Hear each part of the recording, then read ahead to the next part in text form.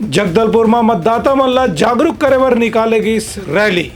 SVEEP committee डालने लोगन मन ला देगी मतदान के जानकारी। प्रदेश के मुख्य निर्वाचन पदाधिकारी रीना बाबा साहब खंगाले आज जगदलपुर में मतदाता जागरूकता रैली में शामिल हुई। ये मौका में मुख्य निर्वाचन पदाधिकारी हकीम की जागरूक नागरिक मतदान दिवस के दिन में अपन वोट डाले के अधिकार के निश्चित रूप से प्रयोग कर ही उमन के कहना रही है कि बस्तर संभाग में अवैया लोकसभा चुनाव के पहला चरण में 19 अप्रैल के जो मतदान होना है उनमें हर ग्रामीण शहरी मतदाता ला अपन मताधिकार के प्रयोग करके एक नया कीर्तिमान बनाना चाहिए।